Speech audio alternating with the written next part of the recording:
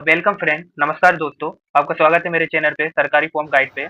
तो आज इस चैनल पे हम देखेंगे कि कैसे हमको एडीपीओ जो सहायक जिला अभियोजन अधिकारी जो एमपी का पोस्टें निकली है उसमें कैसे अप्लाई करना है हमको। तो उससे पहले मैं आपको एक बार एलिजिबिलिटी बता देता हूँ। अगर आपने एजुकेशन में एलएलबी किया है, आपकी एज 21 साल है और आप इंडिया के भारत के निवासी हैं, तो आप इस फॉर्म को अप्लाई कर सकते हो। इसके लिए आपको सबसे पहले आना होगा गूगल पे। गूगल पे आपको डालना होगा एमपीपीएससी करके। जैसे ही आप एमपीपीएससी डालते हो देन फिर आपको एंटर करना है। तो आपको ये एक साइट पे लेके जाएगा। यहाँ पर आपको mpsc.mp.government.in पर क्लिक करना है। जैसे ही आप इस साइट पे क्लिक करते हो तो आपका ये होम पेज ओपन होगा। तो आप आपको स्क्रॉल डाउन करके नीचे लेके आना है। नीचे लेके आके आपको यहाँ पे अप्लाई ऑनलाइन पे क्लिक कर देना है। जैसे ही आप अप्लाई ऑनलाइन पे क्लिक करते हो तो ये एमपीपीएससी की जितनी भी जॉब्स आई चुकी हैं वो सब कुछ आपको दिखेंगी। तो आपको इधर नीचे लेके आना है। इधर 5वें नंबर पे पॉइंट पे आपको दिखेगा requirement advertisement for assistant district public prosecution officer 2026। यहाँ पर आप देख सकते हो कि आपकी जो वैकेंसीज की जो स्टार्ट डेट हुई है वो हुई है 9 अप्रैल और ये आपका 8 मई तक चलने वाला है फॉर्म फिल का प्रोसेस। फिर आपको इधर पे साइड में दिए गए लिंक पे क्लिक कर देना है। जैसे ही आप साइड पे लिंक पर क्लिक करते हो तो ये फिर आपको अगेन दूसरे पेज पे लेके जाएगा। यहाँ पर आपका ऐसा पेज ओपन होगा। ये पेज ओपन होने के बाद आपको नीचे स्क्रॉल डाउन करते जाना है जहाँ पर आपका एडीपीओ का ऑप्शन दिया गया होगा। तो जैसे ही आप नीचे स्क्रॉल डाउन करोगे तो आपको यहाँ पर सहायक जिला लोक अभियोजन अधिकारी 2026 एडीपीओ 2026 का फॉर्म दिखाई देगा। यहाँ पर आपको एप्लीकेशन फॉर्म देखना है। तो आपको एप्लीकेशन फॉर्म फिल करने के लिए ये साइड में पहले वाले लिंक पे क्लिक कर देना है। तो आपने जैसे ही इस लिंक पे क्लिक करा तो यहाँ पर आपका ये पूरा फॉर्म ओपन हो जाएगा इस प्रकार से। अगर आपको हिंदी में अगर फॉर्म फिल करना है तो आपको हिंदी सिलेक्ट करना है। ऊपर गूगल पे यहाँ पे ट्रांसलेटर आता है। तो अगर आपको इस पे इंग्लिश पे क्लिक करोगे तो ये आपका पूरा डिटेल इंग्लिश के अंदर आ जाएगा। तो फॉर्म फिल करने से पहले आपको जो एडवर्टाइजमेंट है इसका उसको उस पे एक बार क्लिक कर देना है। जैसे ही आप उस पे क्लिक करते हो तो ये आपका एडवर्टाइजमेंट डाउनलोड हो जाएगा। फिर से आपको अपने सेम टैब पे आ जाना है। आप सेम टैब पे आने के बाद आपको फिर आई हैव रीड केयरफुली पे टिक कर देना है। टिक करने के बाद आई एक्सेप्ट करके आपको इस पे क्लिक कर देना है फॉर्म फिल करने के लिए। तो मैंने आई एक्सेप्ट पे क्लिक करा। अभी ये मेरा फॉर्म ओपन हो गया है पूरा। तो अभी मुझे इसको इंग्लिश में कन्वर्ट करना करके देखना है कि कैसे मैं इसको फिल करूंगा। तो मुझे फिर गूगल पे क्लिक करके यहाँ पर इंग्लिश पे कन्वर्ट कर देना है। जैसे ही मेरा इंग्लिश में कन्वर्ट हो जाता है तो ये मेरा पूरा फॉर्म अभी इंग्लिश में मेरे को पूरी फील्ड दिखाई दे रही है जो मुझे फिल करना है। तो हर एक फील्ड के बारे में हम जानेंगे, उसका क्या वैलिडेशन है, वो कैसे आपको अच्छे तरीके से उस फॉर्म को फिल करना है। क्योंकि अगर आप फॉर्म को अच्छे से फिल नहीं करते तो आपको उसको एडिट करने के लिए 50 रुपए एक्स्ट्रा उनको चार्ज करना पड़ता है। तो सबसे पहले आपको देखना है whether the candidate hold a degree in law. तो आपके पास अगर लॉ के अंदर डिग्री है तो यहाँ पर आपको यस क्लिक करना है। देन उसके बाद आपको लिखा weather the candidate hold a first class degree in a law. आपका जो डिग्री जो है वो फर्स्ट क्लास है, यस और नो। तो इसके केस में आपको फर्स्ट क्लास पे यस कर देना है, यस। अगर आपका सेकंड क्लास है तो नो क्लिक करना है। उस हिसाब से आपको पर्टिकुलर डिग्री पे क्लिक करना है। देन यहाँ पे आता है सिलेक्ट डिग्री टाइप इन लो। अगर आपने लो अगर 5 साल बीए प्लस एलएलबी करा है तो आपको bachelors of law 5 years of course select करना है। अगर आपने एबीए करने के बाद फिर एलएलबी करा है वो 3 साल का कोर्स है तो आपको 3 साल पे क्लिक कर देना है। जैसे ही आप क्लिक करते हो फिर आपका नेक्स्ट चीज पूछा जाता है whether the candidate possess the higher qualification in law. अगर आप आगे हायर क्वालिफिकेशन कर रहे हो एलएलबी के बाद जो हमारा हायर क्वालिफिकेशन रहेगा, अगर आप कर रहे हो तो यस आपको क्लिक करना है, अगर नहीं कर रहे हो तो आपको नो क्लिक कर देना है। अगर आपके पास 2 साल का एक्सपीरियंस लेटर है लीगल प्रैक्टिस का तो आपको यस क्लिक करना है, अगर नहीं है तो आपको नो क्लिक कर देना है। तो ये आपका एक पूरा डिटेल फिल हो जाता है। फिर दूसरे डिटेल पे आते हैं। दूसरे डिटेल में आपको यहाँ पे अपना नाम लिखना है। जो आपकी 10th की मार्कशीट के अंदर जो भी आपका नाम लिखा होगा उसके बेसिस पे ही आपको यहाँ पे नाम लिखना है। तो यहाँ पे मैं नाम डाल देता हूँ रौनक करके। देन आपका अगर मिडिल नेम है तो आपको मिडिल नेम डालना है, अगर सरनेम है तो सरनेम डालना है। ये मैंडेटरी फील्ड नहीं है, अगर आपको डालना है तो डालना है। अदरवाइज अगर डालोगे तो आपको 10th की मार्कशीट के हिसाब से यहाँ नाम डालना है। तो यहाँ पे मैं रौनक खान नाम डाल देता हूँ। जेंडर आपको यहाँ पे सिलेक्ट करना है। तो जेंडर सिलेक्ट करने के लिए आपको यहाँ पे फीमेल सिलेक्ट कर देना है या मेल सिलेक्ट कर देना है। तो मैंने मेल सिलेक्ट कर दिया। यहाँ पे मुझे डेट ऑफ बर्थ डालना है। तो डेट ऑफ बर्थ अब मैं यहाँ पे क्लिक करूंगा फील्ड पे तो ऐसा कैलेंडर आएगा। तो कैलेंडर के हिसाब से मैं डेट ऑफ बर्थ सिलेक्ट करूंगा, मेरा 2003 एंड जून में सिलेक्ट कर लूँगा और 16 जून मैंने सिलेक्ट कर लिया। इस हिसाब से मेरा ये डेट निकल के आ जाएगा। तो मिनिमम एज जो 21 साल की है वो मेरी यहाँ पे आनी चाहिए, तब मैं एलिजिबल रहूँगा। यहाँ पे मुझे फादर का नाम डालना है। फादर के नाम के लिए मुझे देखना है कि फादर का नाम मेरा 10th क्लास की मार्कशीट में जो रहेगा मैं पूरा यहाँ पे फादर का नाम डाल दूँगा। मदर का नाम भी मैं उसी हिसाब से पूरा यहाँ पे डाल दूँगा। तो मैंने मदर का नाम भी डाल दिया। अभी ये मेरा सेकंड फॉर्म का डिटेल पूरा फिल हो गया। अभी थर्ड फॉर्म के लिए आने के लिए अगर मैं मैरिड हूँ तो मुझे यहाँ पे यस करना है। यस करने के बाद यहाँ पे मुझे अपने स्पाउस का नाम लिखना है, मेरी पत्नी का नाम लिखना है और कितने मेरे बच्चे हैं उनका मेरा नाम लिखना है। अगर कोई ट्विन्स है तो उसको बताना है। अगर वेद है तो वुमेन इज विडो। अगर कोई वुमेन अगर विधवा है तो यहाँ पे वो यस नो अकॉर्डिंगली कर सकते हैं। तो यहाँ पे मैं नो क्लिक करता हूँ और आगे के फील्ड पे जाता हूँ। नेक्स्ट फील्ड है मेरा स्टेटमेंट ऑफ बेसिक इन्फॉर्मेशन। तो यहाँ पर मुझे बताना है कि मैं एमपी का निवासी हूँ, तो मुझे यहाँ पे यस क्लिक कर देना है। और दूसरा, ये बहुत इंपॉर्टेंट चीज है गाइस, इस पे अच्छे से ध्यान देना कि कैटेगरी जो भी आप भर रहे हो, तो अगर एक फॉर्म आता है आपका, कैटेगरी निकलती है ओबीसी फॉर्म की, एससी एसटी का आपका एक सर्टिफिकेट है जो मध्य प्रदेश के द्वारा ऑथोराइज करके निकलता है। अगर आपके पास वो है तभी आप कोई भी कैटेगरी सिलेक्ट करना। अगर आप जनरल है तो आप यूआर क्लिक करके डायरेक्टली जा सकते हो। अगर आपके पास सर्टिफिकेट है, जैसे कि मेरे पास सर्टिफिकेट है ओबीसी का, तो मैं यहाँ पे ओबीसी क्लिक करूंगा। फिर यहाँ पे मुझसे पूछा जाएगा weather the candidate falls in a criminal layer. तो अगर आपकी आय जो है वो अगर आपकी 2-2.5 लाख से कम है तो आप नॉन क्रीमी लेयर के अंदर आते हो। अगर वो ऊपर है उससे ज्यादा तो आप क्रीमी लेयर में आते हो। तो ज्यादातर जो आपके ओबीसी के सर्टिफिकेट बनाए जाते हैं वो नॉन क्रीमी लेयर के बनाए जाते हैं। तो आपको यहाँ पे नो क्लिक कर देना है। जैसे ही आप नो क्लिक करोगे इसका मतलब है आप बेनिफिट ले रहे हो ओबीसी कैटेगरी का। तो आपके सर्टिफिकेट के पीछे ही आपकी जो कास्ट है वो वहां पर लिखी होती है। स्पेशली जो कास्ट लिखी होती है वो खान वगैरह नहीं, यादव वगैरह नहीं, एक स्पेसिफिक कास्ट आपकी लिखी जाएगी। जैसे कि एग्जाम्पल के लिए मैं मानता हूँ मेरी जो कास्ट है उधर पे लिखी है, पीछे वो लिखी है रंगरेज, तो मैं यहाँ पे रंगरेज करके डाल दूंगा जो ओबीसी कैटेगरी के अंदर फॉल करती है। जिससे मुझे ये एडवांटेज मिल जाएगा कि अगर कोई भी वैकेंसी ओबीसी कैटेगरी के लिए होगी तो यहाँ पे मुझे उसका एडवांटेज मिलने वाला है। ये फिल करने के बाद मुझे यहाँ पे इशू डेजिग्नेशन का नाम लिखना है। जितने भी मेरा सर्टिफिकेट ओपन करा होगा तो आपको सबसे पहले हेडिंग देखोगे जैसे ही आपका सर्टिफिकेट का, तो वहां पर आपको दिखेगा सब डिविजनल। मेरा जो ऑफिसर है जिसने मेरा ओबीसी सर्टिफिकेट साइन करा उसका नाम है सब डिविजनल ऑफिसर रेवेन्यू। तो मैं उसका पूरा नाम डाल दूंगा। देन फिर यहाँ पे मैं अशोकनगर करके डिस्ट्रिक्ट है मेरा, वो मैं फिल कर दूंगा। फिर यहाँ पे मुझे सर्टिफिकेट रोल नंबर डालना है। तो आपका एक सीरीज नंबर होता है RS/ ऐसा करके, तो आपको वो वाला नंबर यहाँ पे पूरा डाल देना है। ये मैंने डमी डाला है डाटा। उसके बाद आता हूँ मैं इशू सर्टिफिकेट डेट। तो जिस भी डेट को मेरा सर्टिफिकेट इशू होगा वो आपको ऊपर हेडिंग में मिल जाएगा। तो मैं उसका यहाँ पे डेट डाल दूंगा। जैसे मैं डेट डाल देता हूँ तो ये मेरा पूरा फॉर्म फिल हो गया। अगर आप जनरल कैटेगरी के हो तो आप यूआर सेलेक्ट करोगे। यूआर सेलेक्ट करोगे ही तो आप वैसे भी नॉन क्रीमी लेयर में आओगे। तो यहाँ पे आपको ऑप्शन सेलेक्ट करने ही नहीं देगा। जनरल कैटेगरी के लिए ये ऑप्शन वैलिड नहीं रहेगा, सिर्फ ओबीसी के लिए रहेगा। तो ओबीसी वाले अगर करते हैं तो ये मान्य रहेगा, वो वाली डिटेल्स आपको फिल करने रहेंगे। अदरवाइज आपको नीचे वाला फॉर्म फिल करना है। फिर आते हैं हम नीचे। तो यहाँ पे मैं फिर से फिल कर देता हूँ रंगरेज, और जो भी मेरा सर्टिफिकेट का ऑफिसर था, sub divisional officer, sub divisional officer revenue.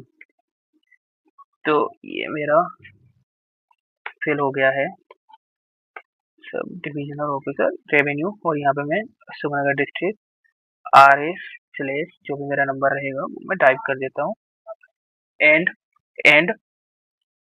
और यहाँ पे मैं अभी अपना ईयर सेलेक्ट कर देता हूँ। ठीक है, आपको अपने सर्टिफिकेट का नंबर यहाँ पे डाल देना है। जो भी आपका ओबीसी का सर्टिफिकेट है, जो भी इशूअर का नाम रहेगा वो डालना है आपको। जिस डिस्ट्रिक्ट से आपने करवाया वो डालना है। उसका सर्टिफिकेट का रोल ऊपर नंबर आता है वो डाल देना है, और नीचे आपको यहाँ पे डेट डाल देना है इशू की। अभी आते हैं डिसेबिलिटी वाले सेक्शन पे। यहाँ पे अगर आप डिसेबल हो तो आपको यस करके ये पूरी डिटेल आपको फिल करना है, जो भी आपका डिसेबल का सर्टिफिकेट होता है। अगर नहीं है तो आपको इसे डायरेक्ट नो क्लिक कर देना है, तो आपको ये चीज फिल करने का जरूरत नहीं रहेगा। तो फिर आपको नीचे आना है। जैसे ही आप नीचे आते हो अदर डिटेल पूछता है ये कि आपके पास कुछ क्रिमिनल केसेस आपके ऊपर है, यस और नो, तो आपको नो क्लिक करना है। क्रिमिनल केस जो पेंडिंग हो, यस नो, तो आपको उस हिसाब से रिजल्ट फिल कर देना है, नो। अगर bare period examination selected by the conductor, तो आपको यहाँ पे यस नो सिलेक्ट कर देना है अकॉर्डिंगली जो भी आप जिस कैटेगरी में गिरते हो। अगर आप कोई एमपी में कोई भी जॉब पे अभी हो प्रोफाइल पे, तो यहाँ पे यस और नो उसके बेसिस पे क्लिक करना है। अगर सेंट्रल गवर्नमेंट में अगर कोई जॉब करते हो तो उसके बेसिस पे यस नो यहाँ पे क्लिक करना है। अगर आप कोई भी प्राइवेट ऑर्गेनाइजेशन में काम कर रहे हो तो उसके बेसिस पे यहाँ पे येस और नो मार्क कर देना। तो मेरा सब में नो मार्क कर दिया मैंने, क्योंकि अभी मैं किसी में जॉब नहीं करता हूँ। अभी आता हूँ मैं detail of live registration in the employ office of Madhya Pradesh state. तो ये बेसिकली आपका पंजीकरण है, जो आप पंजीकरण लेते हो जब भी आप कोई भी एमपी की सेवा के अंदर, जब भी आप अप्लाई करते हो एमपी की जो भी सर्विसेज निकलती हैं, तब आपका एक पंजीकरण होता है। तो उसका आपको यहाँ पे लाइव डिटेल डालना है। तो ये होना आपके लिए मैंडेटरी रहेगा। तो आपको यहाँ पे यस क्लिक करना है अगर आपके पास है, अगर नहीं है तो आपको नो ही रखना है और आगे फॉर्म फिल करते चले जाना है। लेकिन अगर आपके पास ये है तो यहाँ पे आपको क्लिक करना है यस। यस क्लिक करने के बाद आपको यहाँ पे जो भी आपका डिस्ट्रिक्ट रहेगा वो सिलेक्ट करना है। यहाँ आपका रजिस्ट्रेशन नंबर रहेगा, जो भी आपका एट द टाइम जब भी आपने कोई भी गवर्नमेंट सेवा फिल करा होगा तो वहाँ पर आपका वो नंबर जनरेट होता है, तो आपको वो वाला नंबर यहाँ पे फिल कर देना है। नंबर फिल करने के बाद उसके साथ में आपको कब इसमें इनरोल करा था, वो वाला डेट आपको यहाँ पे डाल देना है। जैसे आप ये सब डाल देते हो डिटेल, फिर नीचे आते हो। अगले सेक्शन है डिटेल ऑफ एक्स सर्विसमैन। अगर आप हो तो यस करके आपको डिटेल फिल करना है, अदरवाइज आपको नो रखना है यहाँ पे। नेक्स्ट है आपका whether the upper caste awarded international marriage certificate tribunal government backward welfare. अगर आपके पास ऐसा एज रिलैक्सेशन के लिए कुछ है, अगर आपका एज रिलैक्सेशन आपको लेना है इस बेसिस पे कि अगर कोई भी अपर कास्ट की लड़की कोई भी शेड्यूल कास्ट एसटी ओबीसी से अगर शादी करने के बाद उसने करा है तो उसके लिए आपको यस फिल करना है। अगर ऐसा नहीं है तो इधर पे आपको नो फिल कर देना है। नो। उसके बाद यहाँ पे आपको देखना है Vikram award winning sport person आप हो तो यस, अगर नहीं हो तो नो फिल कर देना है। अब यहाँ पे आपको अपने हिसाब से जो भी सेंटर फिल करना है तो आप यहाँ से कर सकते हो। यहाँ पे आपको भोपाल, ग्वालियर, इंदौर और जबलपुर 4 ही सेंटर हैं, तो उसके हिसाब से आप अपने प्रेफ़रेंसेस सेट कर सकते हो। तो ये मैंने भोपाल लिया फर्स्ट, सेकंड ग्वालियर, थर्ड लिया मैंने इंदौर और फोर्थ लिया मैंने जबलपुर। अब आते हैं हमारा एकेडमिक डिटेल्स। तो यहाँ पे आपको आपने अगर 10th क्लास करा है तो आपको 10th क्लास यहाँ पे लिख देना है। 12th क्लास भी आपका पास हो गई, यहाँ पे आपको नेम ऑफ एग्जाम पास में 12th लिख देना है। ग्रेजुएशन, तो ग्रेजुएशन में बहुत कंफ्यूजन होता है क्योंकि आपने कभी बीए करके फिर एलएलबी कर रहे होते हो और कोई कोई बीए एलएलबी कर रहा होता है, तो आपको अकॉर्डिंगली यहाँ पे नाम लिखना है। अगर आपने बीए कर रखा है उसके बाद एलएलबी करा है तो आपको यहाँ पे डिग्री जो दिखाना है वो एलएलबी वाला है दिखाना है, ना कि बीए वाला दिखाना है। अगर आपने बीए एलएलबी करा है तो यहाँ पे आप वो चीज मेंशन कर सकते हो, B A dot L L B. So अब आते हैं हम नेक्स्ट चीज पे। यहाँ पे आता है हमारा सिस्टम, तो ग्रेड सीजीपी और डिवीजन, ग्रेड सीजीपी और डिवीजन। तो बेसिकली एमपी बोर्ड से अगर आपने करा है तो आपका डिवीजन होता है, अगर सीबीएसई से करा है तो आपका ग्रेजुएट और ग्रेड आता है। तो यहाँ पे आपको सब्जेक्ट करके यहाँ पे आपको डायरेक्ट ग्रेड लिख देना है, जो भी आपका 6.2 आया 10 में से, आउट ऑफ 10 में से 8 आया तो वो ग्रेड सिस्टम होता है। तो मैंने एमपी बोर्ड से करा है तो मैं यहाँ पे डिवीजन सेलेक्ट कर लूंगा ये दोनों में। और जो मेरा ग्रेजुएशन हुआ वो जीवाजी से हुआ है, वो भी डिवीजन बेसिस पे है, तो मैंने यहाँ पे डिवीजन सेलेक्ट कर लिया। सब्जेक्ट में ये 10th में ऑल डालूंगा। सेकंड मैंने आर्ट लिया था 11th क्लास में, तो यहाँ पे मैं आर्ट डाल दूंगा। एलएलबी तो मेरा एलएलबी ही रहेगा। इंटीजर तो यहाँ पे मेरा अपने मार्क्स डाल दूंगा। इंटीजर मेरे कितने नंबर का टोटल एग्जाम हुआ था 600 का उस टाइम पे, और ये मेरे मार्क्स जो आए थे वो आए थे 565। जैसे मैं क्लिक करके बाहर क्लिक करूंगा तो मेरा परसेंट ऑटोमेटिक आ जाएगा। फिर मेरा 10th हुआ था 500 मार्क का, और उसमें से मेरे जो नंबर आए थे वो आए थे 430, तो उसके बेसिस पे मेरा यहाँ परसेंटेज आ जाएगा। ये जो मेरा एग्जाम हुआ था वो 3000 नंबर का टोटल, जो सिक्स सेमेस्टर का आपका मार्कशीट होता है उसके अंदर आपको टोटल इंटीजर पूरा फाइनल आपको दिखता है कि आपका टोटल एग्जाम कितने नंबर का हुआ था। तो उसमें से मेरे जो मार्क आए थे वो आए थे मेरे 25, तो उस हिसाब से मेरा यहाँ पे परसेंटेज आ जाएगा। तो मेरा जो डिवीजन बने थे मार्कशीट के हिसाब से वो फर्स्ट फर्स्ट और फर्स्ट था, तो मैंने यहाँ पे वो डाल दिया। अभी मैं यहाँ पे अपना डिटेल डाल दूंगा, एमपीबीएससी मध्य प्रदेश भोपाल से हायर सेकेंडरी एमपीबीएससी, और ये जो मैंने करा था वो मेरा जीवाजी यूनिवर्सिटी था, तो मैंने यहाँ पे जीवाजी यूनिवर्सिटी डाल दिया। पासिंग ईयर डाल दूंगा मैं यहाँ पे 2015, यहाँ पे मैं डाल दूंगा 2017। उसके बाद ये मेरे पासिंग ईयर डालूंगा 2024, जब मेरा कंप्लीट हो गया। यहाँ पे आपको रोल नंबर डालना है, आपका 10th क्लास का जो भी रोल नंबर रहेगा। तो ये मैंने डमी डाटा डाला है, ये भी मैंने डमी डाटा डाला है, और ये ग्रेजुएशन का जो भी रोल नंबर रहेगा वो आपको यहाँ पे डालना होगा, 6th सेमेस्टर का जो भी रहेगा। ये करने के बाद आप नीचे आओगे। नीचे आने के बाद आपको एक ये लाइन दिखाई देगी।